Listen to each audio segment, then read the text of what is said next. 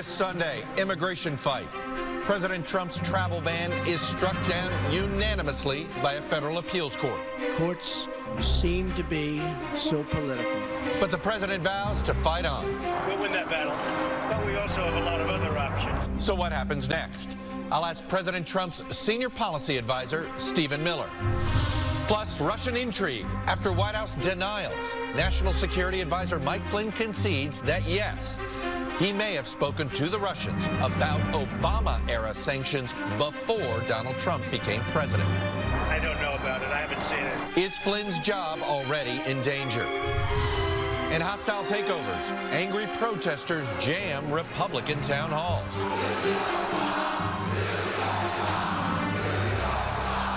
Have Democratic voters found their voice after the election? I'll talk to a leading progressive, Senator Bernie Sanders, and a former Senator Jim Webb of Virginia, a Democrat who says the Trump victory may have been necessary for the political system.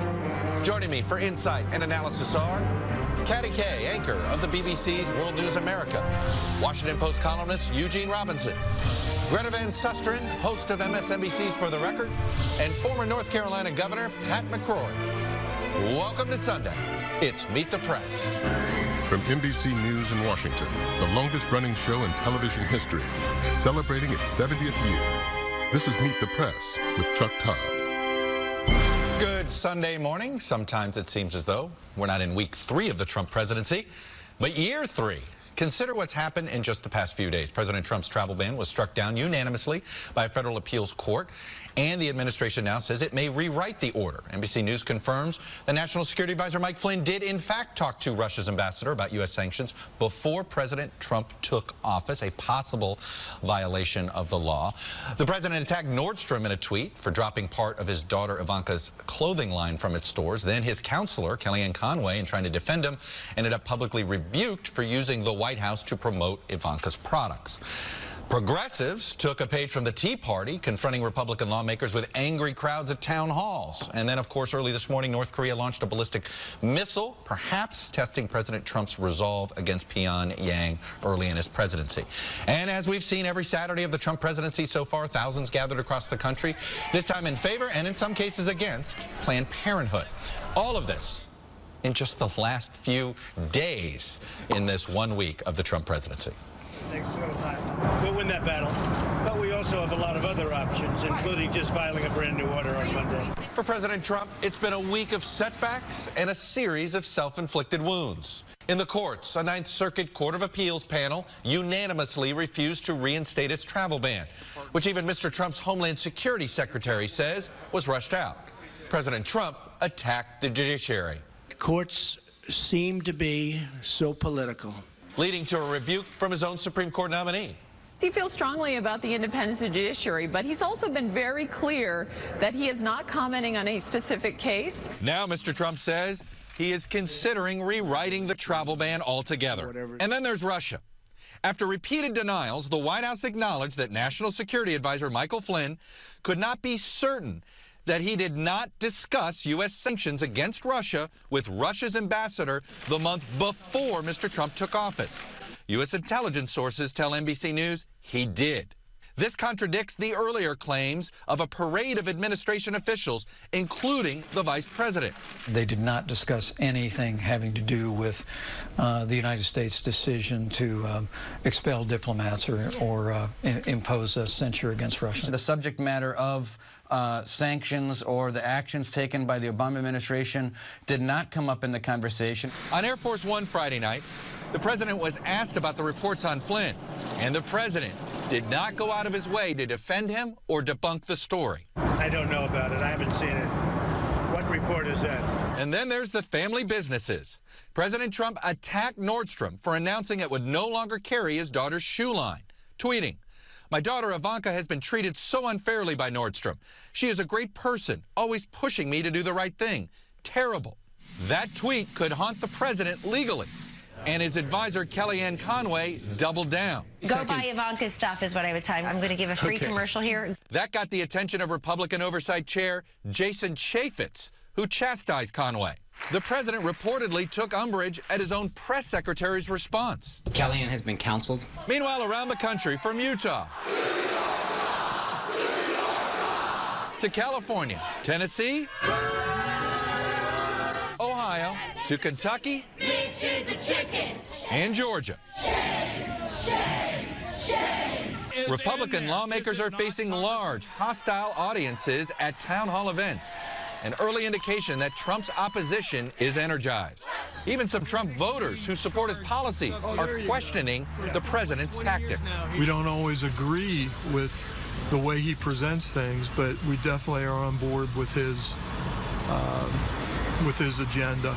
We have people in our family who are like that. You love them to death, and you go, oh, did he just say that?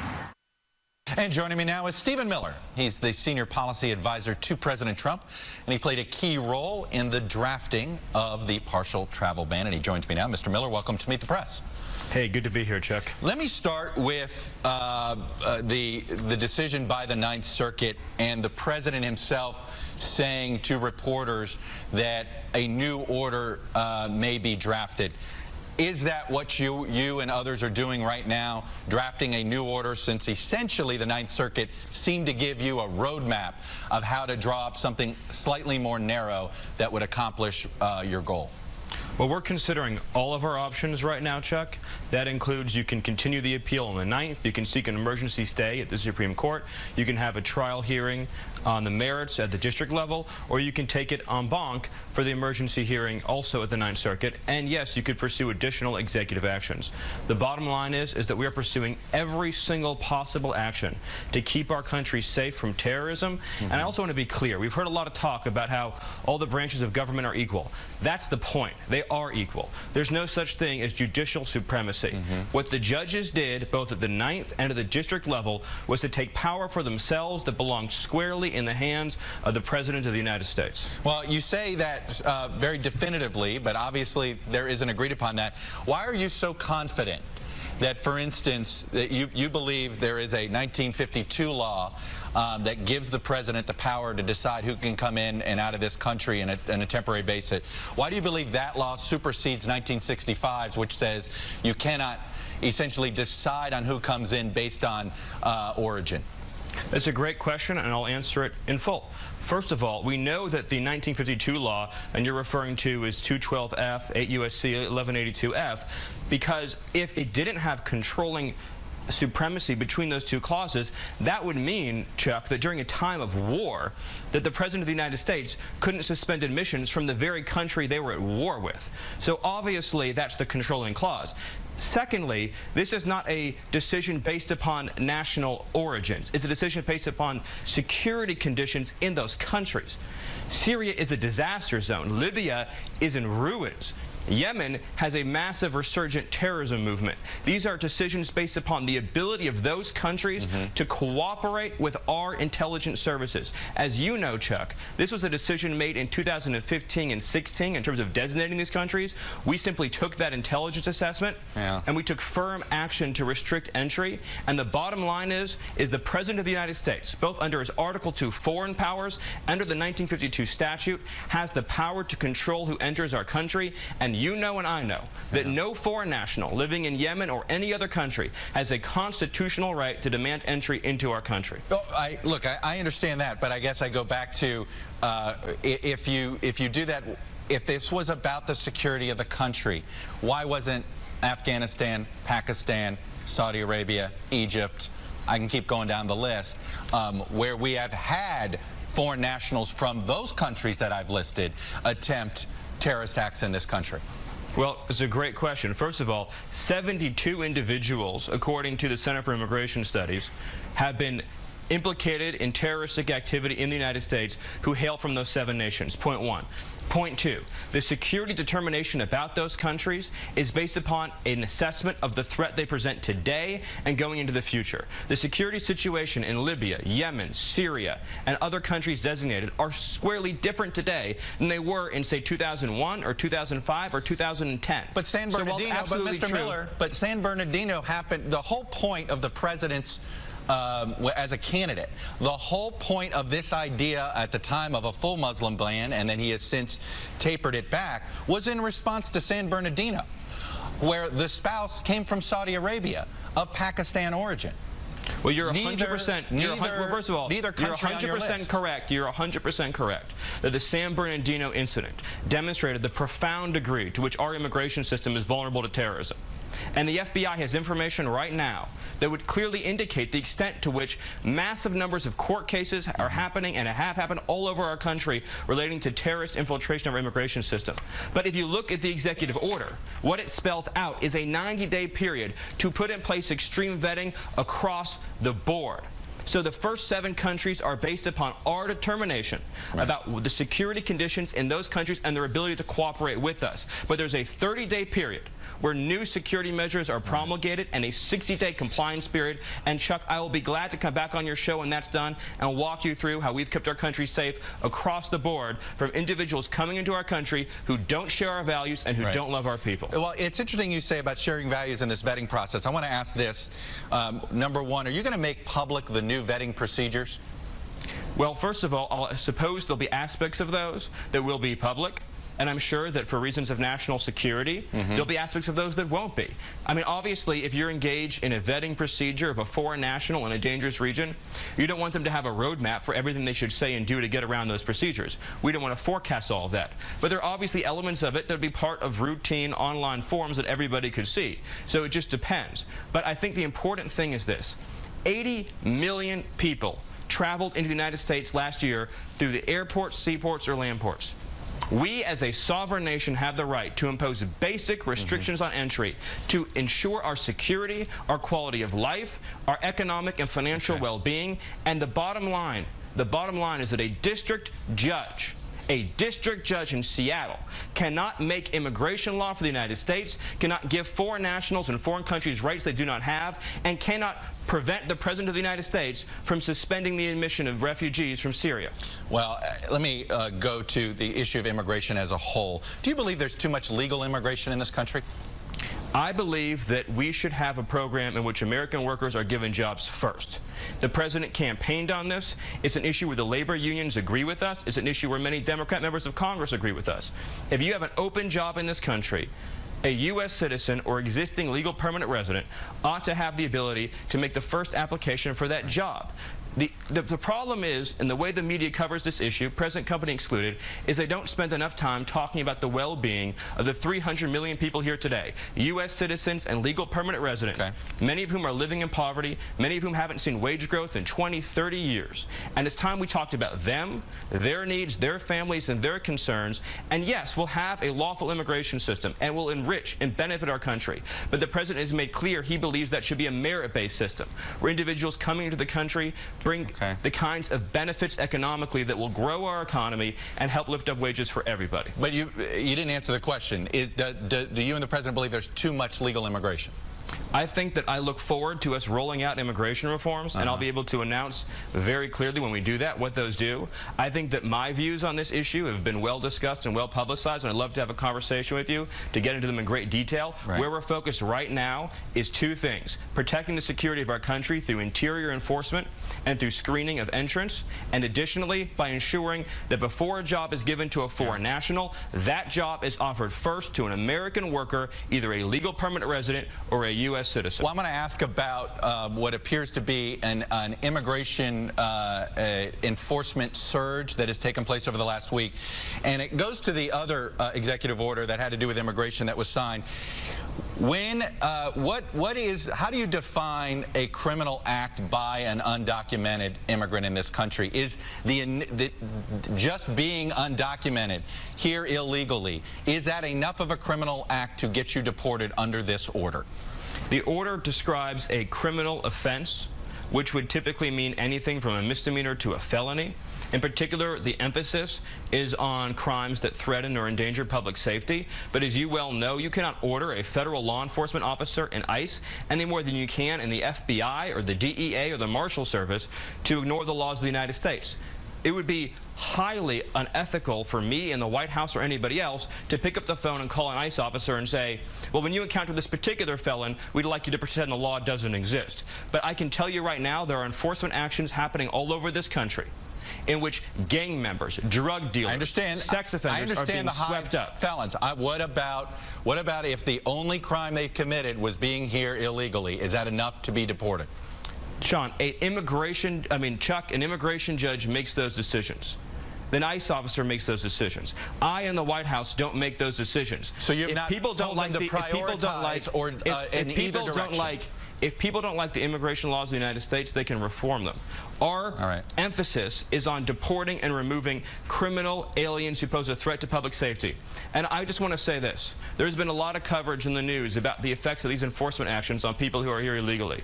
And that's an issue people are free to discuss. But what's more important and what should be discussed more is the lives that are being saved, Chuck. The American lives that are being saved because we're taking enforcement action. And when we didn't take those actions in the past, you have families like the Wilkerson family and the Root family and the Mendoza family who lost people they loved because we were more concerned about the effects of enforcement on people here illegally than on the well-being of lawful immigrants and U.S. citizens. So it sounds to me as if you're saying you did not tell ICE workers who to prioritize. No, that's not correct. I'm saying that in the White House, it would be improper for me to tell them to disengage from an enforcement action. The president has been clear, unequivocal, and explicit in saying that we're going to focus on removing individuals who pose a threat to public safety, including people who are gang members, who've been charged with criminal offenses, who've been multiple immigration violations, who've been deported and re-entered. I have a question. What would you say, Chuck? What would you say to a family member who lost someone they loved because an illegal immigrant who'd been deported 2 times and had a misdemeanor conviction was allowed to come back into the country a 3rd time because that wasn't deemed a priority and they lost someone they loved? Would you say, well, I'm sorry, it didn't meet our priority scale. We're going to focus on public safety and saving American lives, and we will not apologize Mr. Miller, for that. Before I let you go, does the president still have confidence in his national security advisor? That's a question that I think you should ask the president, the question you should ask Reince, the chief of staff. I'm here today as a policy advisor, and my focus is on answering the policy questions that you have. General Flynn has served his country admirably. He's a 3-star general. He's head of the Defense Intelligence Agency, and I look forward to having more discussions about this in the future. So the White House did not give you anything to say other than that? They did not give me anything to say. You cannot say whether or not and answer, Chuck. The president still has confidence in his national security advisor. It's not for me to tell you what's in the president's mind. That's a question for the president. It's a question for our chief of staff. Asked and answered, Chuck. Let me ask you this. If you were caught misleading the Vice President of the United States, would that be considered a fireable offense in the Trump White House? It's not for me to answer hypotheticals. It wouldn't be responsible. It's a sensitive matter. General Flynn has served his country admirably. He served his country with distinction. And I look forward to having a conversation with you once you've had a chance to talk with the appropriate people in the White House who are dealing with this matter. It would not be appropriate for me to speculate. Stephen Miller, Senior Policy Advisor to the President. Thanks for coming on, sir. Appreciate you sharing your views. Thank you. And joining me now is one of the leaders of the Democratic Party these days, though he's actually still not technically a member of the Democratic Party. It's Senator Bernie Sanders of Vermont. Senator Sanders, welcome back to Meet the Press, sir. Good to be with you. Let me start on the travel ban and immigration in general, and let me ask the question to you this way. Do you think the current procedures that we have to vet refugees, to vet folks that are coming into this country, do you think it needs to be improved? Do you think it is a safety risk right now? Well, I think that the vetting mechanisms we have now are very, very strong. If anybody has an idea as to how we can make them stronger, let's go forward. I don't think there's any debate, whether you're progressive, conservative, or anybody else, that we want to keep the United States safe, and we want to be 100% clear that anybody who comes into this country should not be coming into this country to do us harm. But what you just heard Mr. Miller say is a shell game. While there's a whole lot of discussion about the racist, in my view, immigration policies of the Trump administration, which are based on anti-Muslim ideology, which are doing us enormous harm all over the world, something else is going on at the exact same moment. and that President Trump is backtracking on every economic promise that he made to the American people when he told workers and senior citizens he was not going to cut Social Security, Medicare, and Medicaid. So what's going on right now, we're talking a whole lot about immigration. He is appointing Wall Street bankers, the same people he told us he would oppose to very high positions. Gary Cohn has gotten the $250 million severance package from Goldman Sachs. He's now the main financial advisor. So we're talking a whole lot about dividing the American people up. We're supposed to hate Muslims. We're supposed to hate Latinos. We're supposed to hate So you blacks. think all of this is a shiny metal object? You think all of this is a shiny metal object right now to distract the public, divide the public? You got it. You got it. Meanwhile, he was going to clean the swamp. Remember that? Well, guess who's running the swamp right now? The same exact Wall Street guys from Goldman Sachs who were there in the past. So we're all talking about who do we hate tomorrow? Is it the Muslims? Okay. Is it Latinos? Who are we supposed to hate? And let's remember that when Mr. Trump some years ago helped lead the birther effort to undermine the legitimacy of the first African-American president in our history, it was trying to divide us up. And what I say to the American people, stay focused. Stay focused. Do you want billionaires and Wall Street executives to be running this economy, or do we want economic policies that work for working families and the middle class? Where is the discussion about raising the minimum wage to a living wage, pay equity for women? Let me ask you this, Senator. We've seen a lot of anti-Trump activism over the last 3 weeks. Once again, every Saturday of his presidency so far, we've seen some protests. There's a lot of energy in the progressive movement. But there's a lot of debate about what Democrats should do about it. First of all, do you believe this is a Tea Party for the left? And if so, what lessons did you learn in '09 that you think can be learned by the Democrats now? No, it's not a Tea Party, because the Tea Party was essentially funded by the billionaire Koch brothers family. This is a spontaneous and grassroots uprising of the American people. And let me just mention to you, Chuck, and you may be the first to hear this, on February 25th, 2 weeks from yesterday, there is in fact going to be rallies all over this country. And I think you're going to see people in conservative areas, in progressive areas, asking the Republicans, what are you going to do when you throw 20 million people off of health insurance? How many of them are going to die? What's your plan? What are you going to do when you raise prescription drug costs on average $2,000 for senior citizens? Are you going to really repeal the protection against pre-existing conditions so that people who have cancer or heart disease will no longer be able to get insurance? You're going to throw kids off their parents' health insurance program? Republicans are going to have to start answering those questions, and the American people are pretty clear. Overwhelmingly, they want to improve the Affordable Care Act. They do not want to simply repeal it. All right, let me ask you a question. Some of your former staffers, including Nick Brana, has a draft Bernie for a People's Party movement. Essentially, they want to start a new political party. In this statement, it said this: despite Bernie Sanders' monumental endeavor to bring people into the Democratic Party, people are leaving it by the millions. The collective efforts to reform the party cannot stem the tide of people who are going independent, let alone expand the Democratic base. What do you say to those efforts? Well, I say two things. Right now, we are in a pivotal moment in American history. We have a president who is delusional in many respects, a pathological liar, somebody who is trying to divide us up. Can you work with strong words. Can you work with a pathological liar? Well, it makes life very difficult, not just for me. And I don't mean, I know it is very harsh, but I think that's the truth. When somebody goes before you and the American people say 3 to 5 million people voted illegally in the last election, nobody believes that. There is not the scintilla of evidence. What would you call that remark? It's a lie. It's a delusion.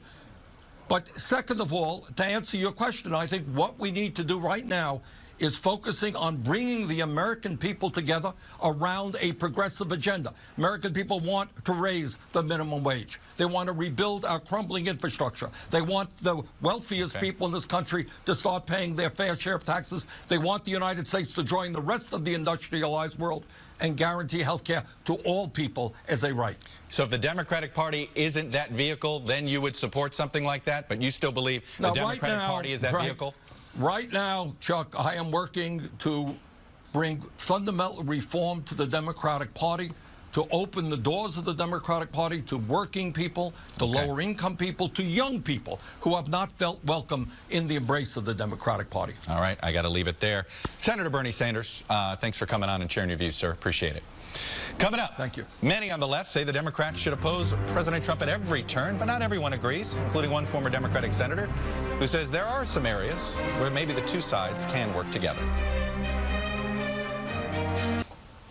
Welcome back, panelists here. Former North Carolina Governor Pat McCrory debuts on the panel. Katty Kay, anchor of BBC's World News America. Greta Van Susteren, host of MSNBC's For the Record, her first ever appearance right here on Meet the Press.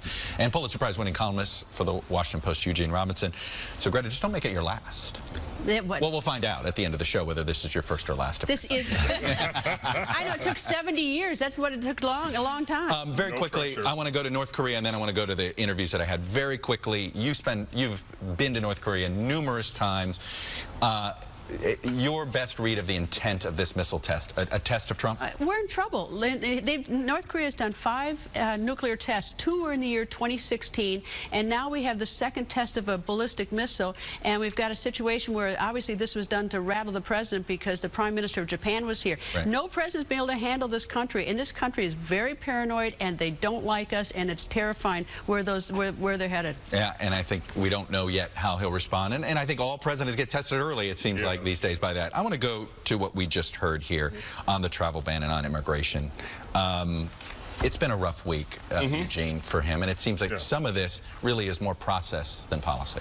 Yeah, it's more process than politics, and it's the president's own reaction, really, to what he sees apparently as the illegitimacy of the federal judiciary or its ability to do what the judicial branch is supposed to do, which is tell us, interpret the law and tell us whether or not it's constitutional.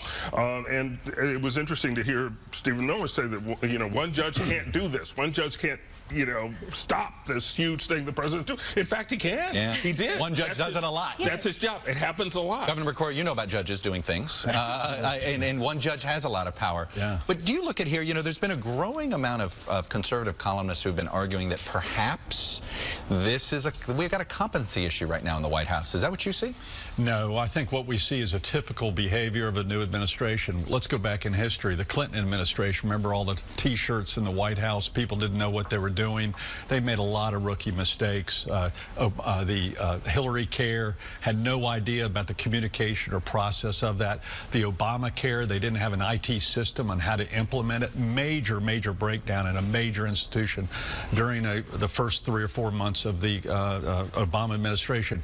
We're seeing some breakdowns in process. The Homeland Security Director admitted we made some mistakes. I want to bring you back to what governors were saying 6 months ago, and that is this. The FBI told them and told the nation that the venting process was not acceptable, especially in countries like Syria that have a total breakdown of government. The second thing that governors were saying was this, that once the refugees came to the United States, there was almost no communication with the FBI or with government, state government, Homeland Security officials on where these immigrants go to.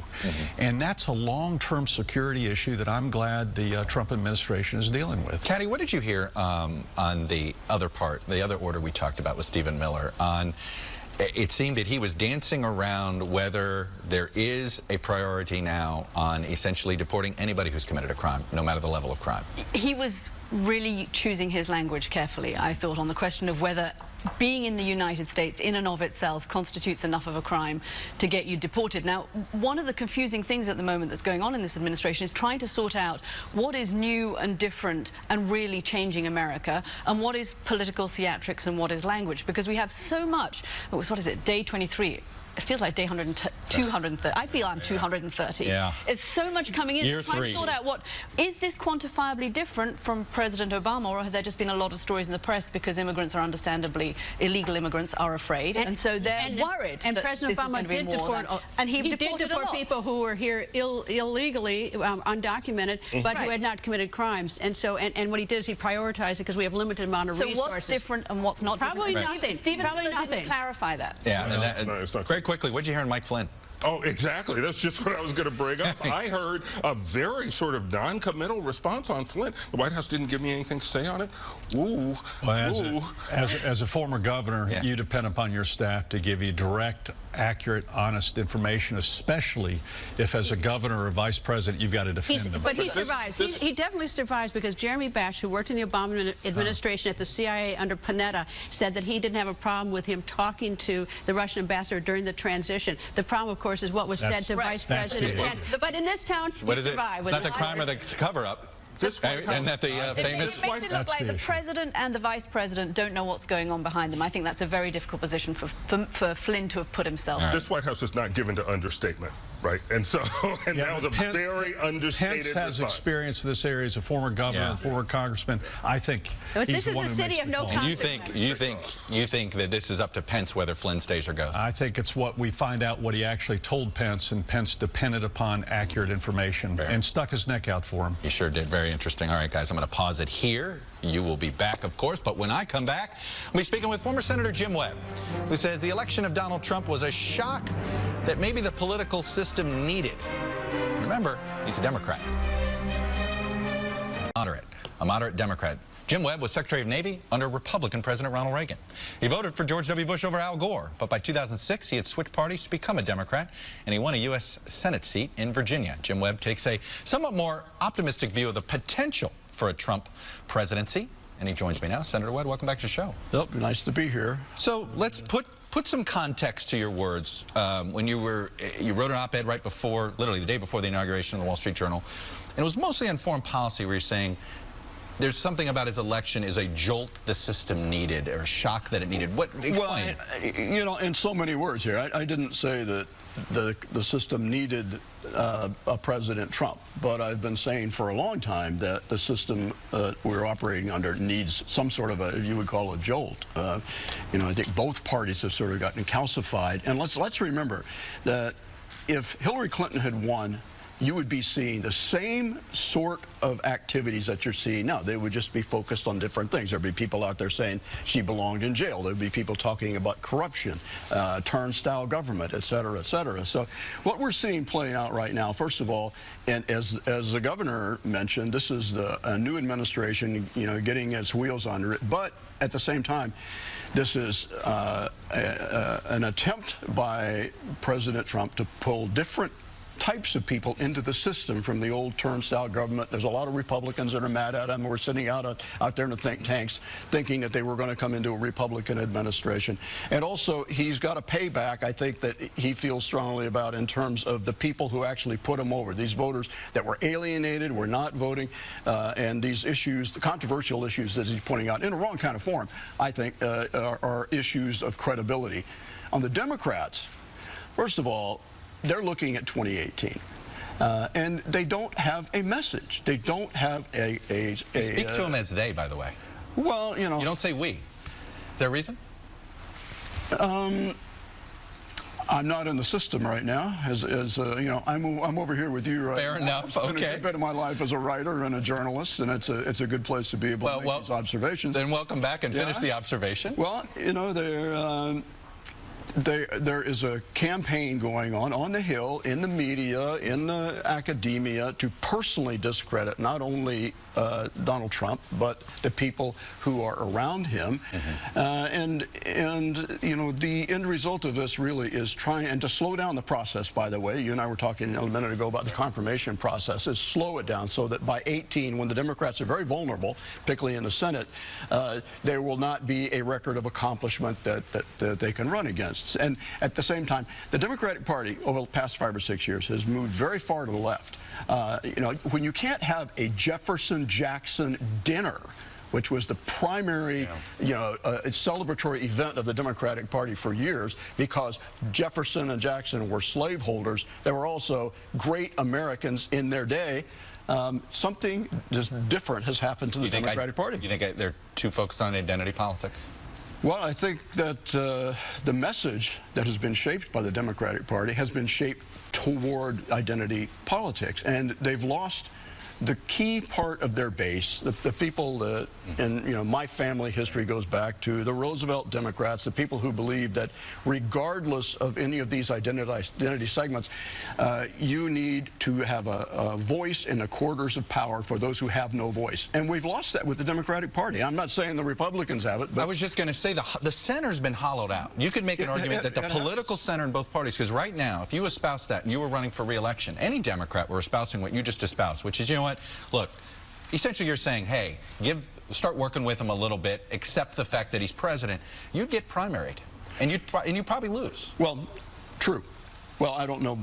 I understand you, but I'm saying Democratic incumbent. Generally, yes. Fair enough. That is a danger to people who would say those sorts of things. But the Democrats have not done the kind of self-reflection that they should have starting in 2010. And I was talking about this in the 10 elections. You've lost white working people. You've lost flyover land.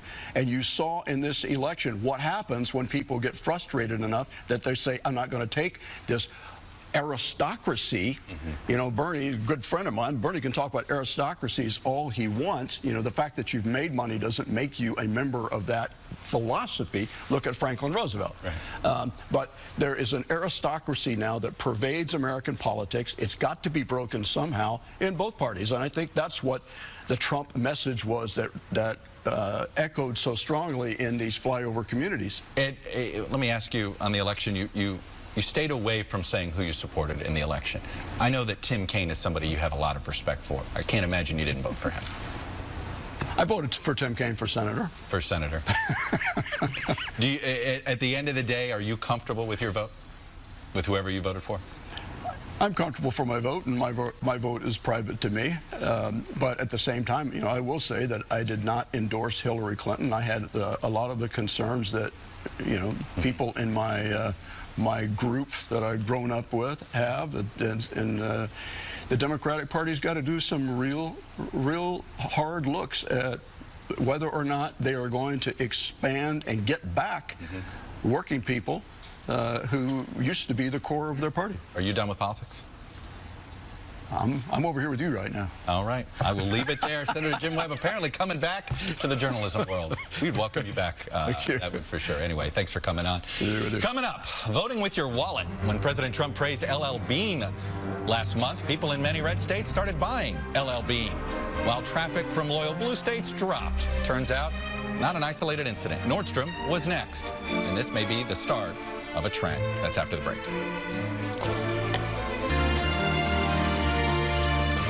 We are back. Data download time. Are the choices we make with our credit cards becoming just as political as the ones we make at the ballot box? In the early days of the Trump era, that may be the case. As we noted earlier, President Trump criticized Nordstrom for dropping his daughter Ivanka's line from its stores, claiming she was treated, quote, unfairly, and that it was terrible. Nordstrom said it didn't drop parts of the line over politics, but over simply poor performance. And to prove their decision correct, the president's criticism isn't hurting Nordstrom's bottom line. If anything, it has helped, proving it was a good business decision. Traffic to the Nordstrom website went up 28% the day of the president's tweet, and Nordstrom's stock closed up 4.1% the same day. That may not be surprising given Nordstrom's customer base. According to Simmons Research, both Nordstrom and Nordstrom Rack are in the top 10 list of stores where people who describe themselves as liberal shop. In fact, folks living in the top 100 counties that voted for Hillary Clinton are more than twice as likely to shop at Nordstrom than the average American. And folks living in Trump's top 100 counties, they didn't shop at Nordstrom at all. And then there's the LL Bean episode. When Mr. Trump praised the company, the 7 states that typically produce the most traffic to LL Bean's website saw drops in traffic almost across the board. A lot of blue states there. While the 7 states with the least traffic to the site almost all went up by a lot. Quite a few red states there. Many of those trends did reverse themselves, by the way, the following week. Still, big picture. Americans cast their ballots in November. But guess what? They're still voting. Only this time, they're doing so with their wallets. When we come back, those town hall protests against Republicans. Are we seeing the beginnings of a Tea Party movement on the left?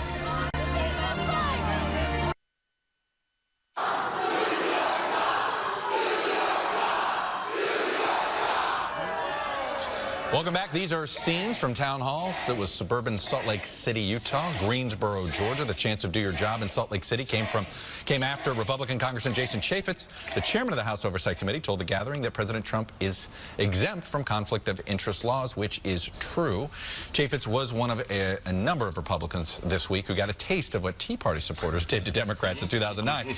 And guys, we just saw, Caddy, sort of the two visions of where the Democratic Party should go in Bernie Sanders and Jim Webb. Yeah, this is Georgia and Utah we're looking at pictures from, right? That's right. And the Democrats, the base there even is furious. They are trying to drag the leadership to the left, but that puts Democrats who are in red states, who are up for re-election, in an incredibly difficult position. You take somebody like Claire McCaskill, who openly says, I'm in a bind. I don't know what to do. And that doesn't happen to me very often, because if she goes with her base and then she loses the election and she's at 47% approval, then they have a problem in the Senate more broadly. Well, look, but the party is going to the left. I mean, that's, you know, you see what's happening out there. You see these protests every week. It has really sort of energized the Democratic sort of coalition in the way that frankly, in the way the Tea Party did on the right. Follow the money. Follow the money. You know, Senator Sanders mentioned the money going to the Tea Party.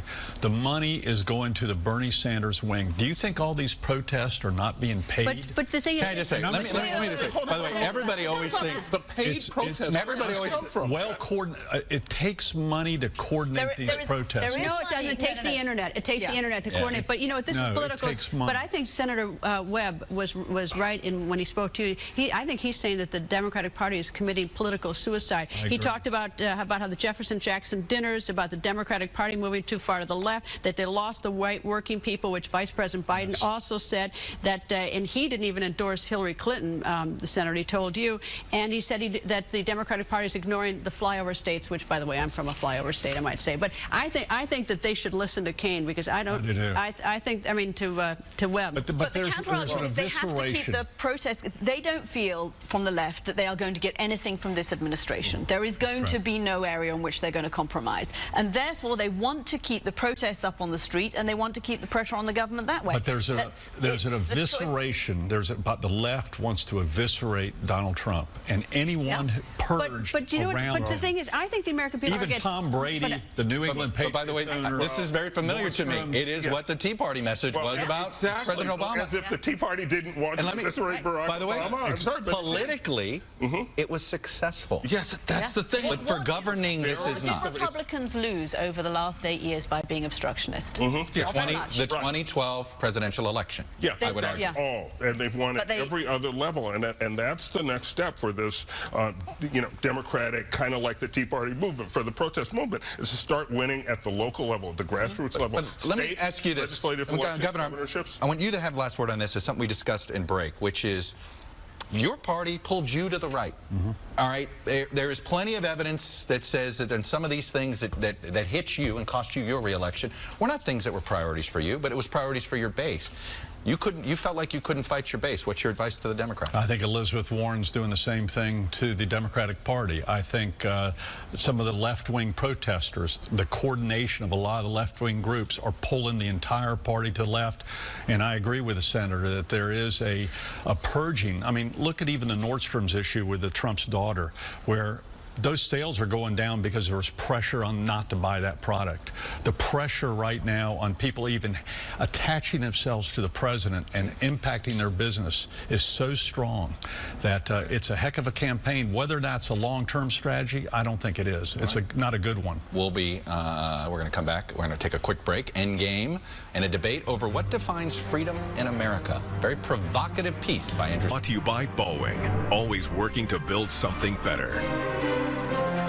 Back now with Endgame, and we had such a good conversation. The panel was still talking, but I'm going to throw another little thing to you guys and let you have at it. Andrew Sullivan, very provocative piece in New York Magazine. This excerpt here. A free society means being free of those who rule over you, to do the things you care about, your passions, your pastimes, your loves, to exult in the blessed space where politics doesn't intervene. In that sense, it seems to me we are already living in a country with markedly less freedom than we did a month ago. His larger argument being, Greta, that if we're thinking about politics all the time, it must mean we're fearing our freedoms are being taken away. What do you say to that? Look, I mean, there are some freedoms that are taken away. When I went to college, we fought for the First Amendment. Now you go to college, you've got these safe spaces. I mean, I think there are, there are sort of curbs on our rights, but I think we'll get through it. We've had bruising battles before in history. We'll get through it, and, you know, I like a robust debate. National emergency is also another phrase that Andrew Sullivan used, Eugene. Yeah, and there's a feeling among, I think, a lot of people that there's a national emergency. President Trump basically says it, you know, I alone can fix it, everything's going to hell. And people who oppose President Trump feel his presidency is an emergency. As these executive orders come out in this flurry of, you know, 10 things every day. And I wonder whether the question isn't whether this is going to normalize the situation. We all feel overwhelmed. The country, I think, feels overwhelmed and exhausted by the amount that's been going on. And some of this is a learning process. You get elected as a populist precisely because you don't know much about government. That's what appeals to people. That's right. Then you have an incredible learning curve when you come in, not just populist movements here, but this is a lesson for France and Holland and the UK as well.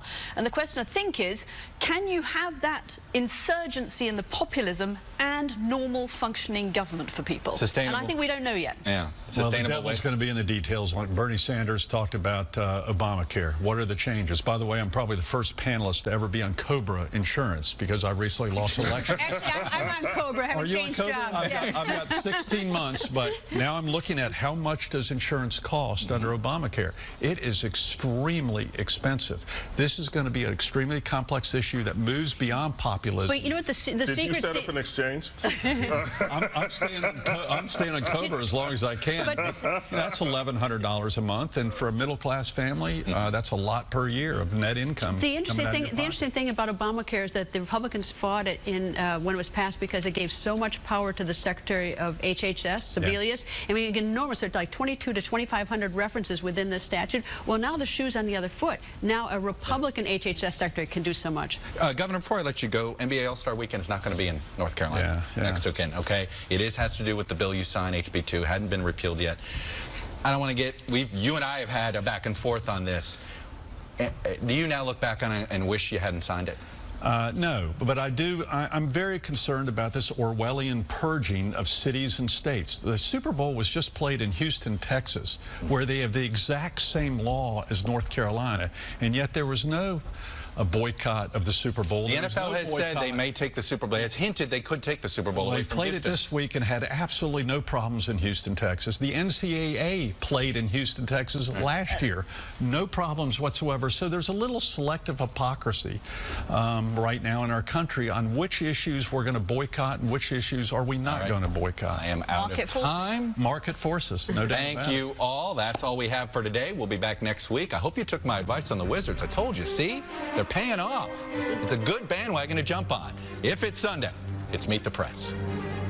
You can see more Endgame in Postgame, sponsored by Boeing.